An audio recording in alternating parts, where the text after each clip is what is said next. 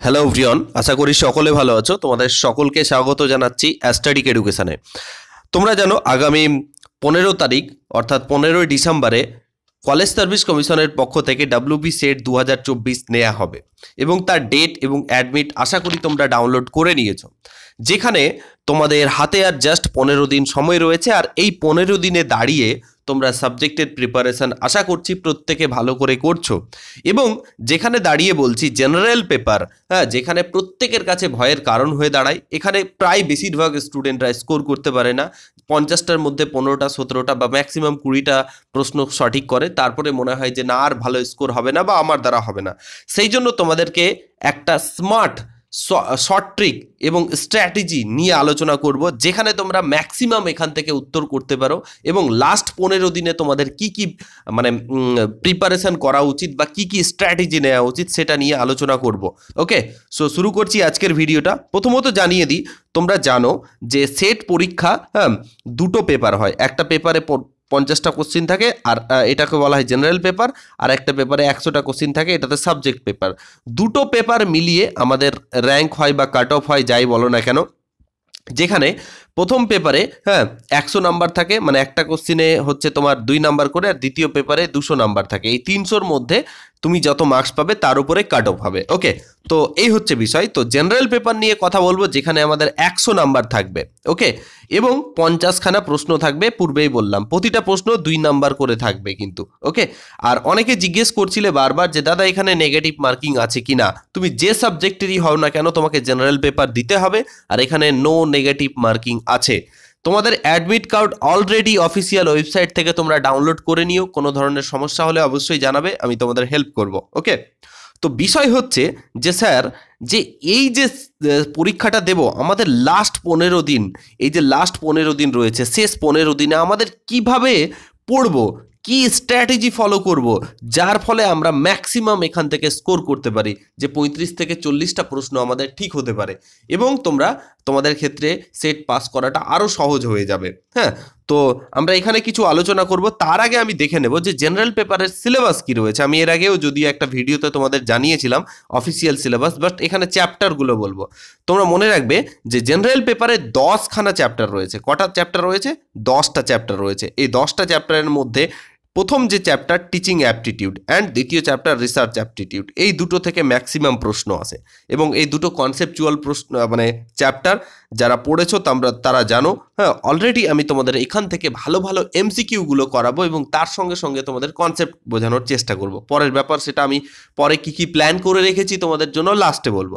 Second হচ্ছে comprehension. Comprehension মানে হচ্ছে তোমাকে একটা পদ্য বা গদ্য, ইংলিশে বা বাংলাতে দুটোই দিয়ে দেবে, গদ্য থাকবে, সেখান থেকে তোমাকে উত্তর করতে হবে।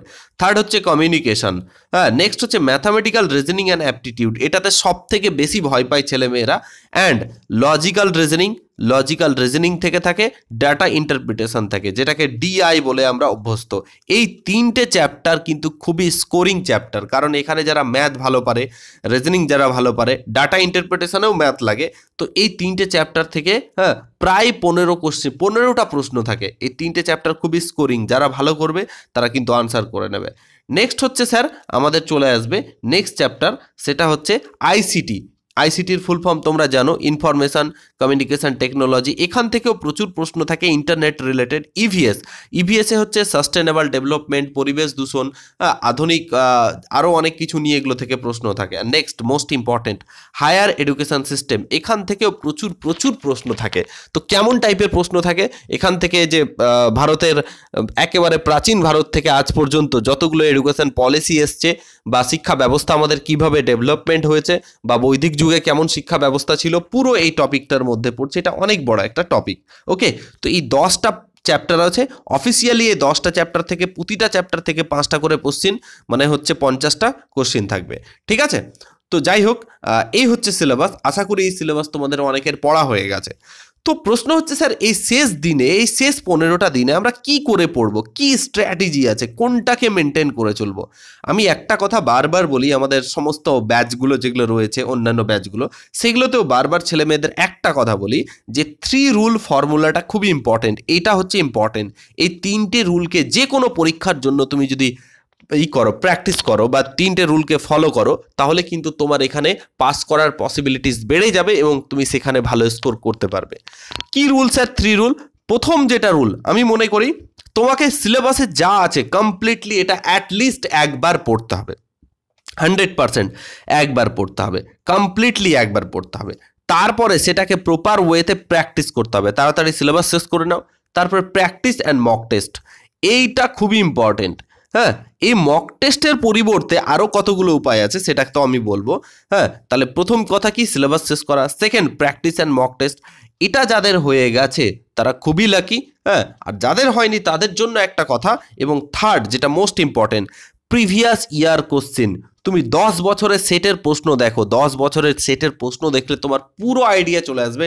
10 বছর না পারলে অ্যাটলিস্ট 5 বছরের প্রশ্ন দেখো, যে পুরো আইডিয়া চলে আসবে যে কেমন টাইপের প্রশ্ন হবে। হ্যাঁ, কীরকম টাইপের প্রিভিয়াস ইয়ারে এসছে, কোথা থেকে প্রশ্ন বেশি দিচ্ছে, কোন কোন চ্যাপ্টারগুলোর কোশ্চেন উত্তর করা কঠিন বা সহজ, এগুলোকে গুরুত্ব দিতে হবে। তাহলে এটা মোস্ট ইম্পর্টেন্ট। তো 3টে জিনিসের মধ্যে এটার আশা করি বেশিরভাগ জনের হয়ে গেছে। প্র্যাকটিস যাদের না হয়েছে বা মক টেস্ট যারা না দাওনি তাদের জন্য মোস্ট ইম্পর্টেন্ট 3 নাম্বার টপিকটা। 3টে যারা করছো তারা সব থেকে ভালো প্রিপারেশন আছে, এইটুকু মাথায় রেখো। আর যাদের 3টের মধ্যে হচ্ছে না, যে তাড়াতাড়ি সিলেবাস একবার শেষ করে তোমাকে PYQ, প্রিভিয়াস ইয়ার কোশ্চিন করতে হবে। আর যারা মনে করছো যে সাবজেক্ট আমার স্যার খুবই ভালো আছে, সাবজেক্টে আমি 70-80টা করে নেব আর এটাতে যা হবে দেখা যাবে, তাদের জন্য একটাই কথা বলবো, তারা এই PYQ কোশ্চিন করতেই হবে। প্রিভিয়াস ইয়ার কোশ্চিন তোমাকে সলভ করতেই হবে। যদি তুমি প্রিভিয়াস ইয়ার কোশ্চিন সলভ করতে পারো এই লাস্ট 10 ইয়ারের, এবং তোমার মধ্যে একটা আইডিয়া চলে আসবে যে কোথা থেকে বেশি প্রশ্ন আসছে, সেগুলোকে একবার যদি তুমি দেখে নাও, তাহলে নিশ্চিত বলছি তোমাকে সেটে 35+ করতে বা 50টার মধ্যে 35টা প্লাস কোশ্চিন করতে কেউ আটকাতে পারবে না। ঠিক আছে? আর এটা দেখে যতটা সহজ মনে হচ্ছে যে 35টা করা সহজ, এটা কিন্তু সত্যি খুবই কঠিন জিনিস। এমনি তুমি 16-17টা পেয়ে যাবে, কিন্তু ওই 35টা 30টা 40টা করা বিশাল চাপের। তো সেই জন্য তোমাকে কি করতে হবে স্যার? প্রিভিয়াস ইয়ার কোশ্চিন করতে হবে। এই ছিল আমাদের স্ট্র্যাটেজি। আচ্ছা, এখন তোমাদের এই 15 দিনে তোমাদের কাজ হবে সিলেবাসের যতটুকু অংশ, যেগুলো যারা টোটালে পড়োনি তাদের কথা বলি, যে চ্যাপ্টারগুলো বেশি ইম্পর্টেন্ট সেগুলো পড়ে নাও। আর যারা পড়েছো বা সাবজেক্ট যাদের স্ট্রং আছে তাদের যেটা মোস্ট ইম্পর্টেন্ট, যে লাস্ট 10 ইয়ার কোশ্চেন তোমাকে সলভ করে যেতেই হবে, যেতেই হবে, যেতেই হবে। এর জন্য তোমাদের লাস্ট 15 দিন আমি তোমাদের সঙ্গে লাস্ট 10 ইয়ারের প্রশ্নের সমস্ত বিশ্লেষণ সহ উত্তর করাবো। হ্যাঁ, ওই প্রশ্ন থেকে বোঝাবো যে কীভাবে কীরকম টাইপের প্রশ্ন আসতে পারে। ওকে, তো আমরা আগামীকাল থেকে একেবারে শুরু করছি লাস্ট 10 ইয়ার। 15 দিন আছে, তোমাদের 10 দিনের মধ্যে প্রতিদিন একটা একটা করে ইয়ারের কোশ্চিন দেবো, এবং তোমরা সমস্ত কোশ্চিনসকে সলভ করে নেবে। আমার ভিডিওস দেখে কনসেপ্ট চলে আসবে। হ্যাঁ, তো তাহলে তোমার একটা ভালো স্ট্রং হয়ে যাবে। তোমরা চাও কি না কমেন্ট করে জানাবে। হ্যাঁ, আর তোমরা যদি চাও, তোমাদের যদি কমেন্ট বা লাইক বেশি থাকে, তাহলে আমি অবশ্যই খুব তাড়াতাড়ি সমস্ত ইয়ারের ভিডিওসগুলো নিয়ে আসবো। অলরেডি আমি প্রস্তুতি শুরু করে দিয়েছি, তোমাদের সাপোর্ট চাই। আর তোমাদের প্রত্যেককে বলবো সাবস্ক্রাইব করে এবং কমেন্ট করে জানিয়ে দাও হ্যাঁ যে চাও কিনা। ওকে, তো তোমাদের সঙ্গে লাস্ট 10 ইয়ারের কোশ্চেন নিয়ে দেখা হচ্ছে। হ্যাঁ, ততক্ষণে তোমাদের প্রত্যেককে বলবো আমাদের ফেসবুক পেজ অ্যাস্টাডিক এডুকেশন অফিসিয়াল, এবং ফেসবুকে আমার সঙ্গে কথা বলার জন্য অ্যাস্টাডিক এডুতে তোমরা ফ্রেন্ড রিকোয়েস্ট পাঠিয়ে দাও। হ্যাঁ, তোমাদের সঙ্গে আবার ক্লাসে দেখা হচ্ছে। Thank you for watching this video. পরবর্তী ক্লাসে আবার দেখা হবে।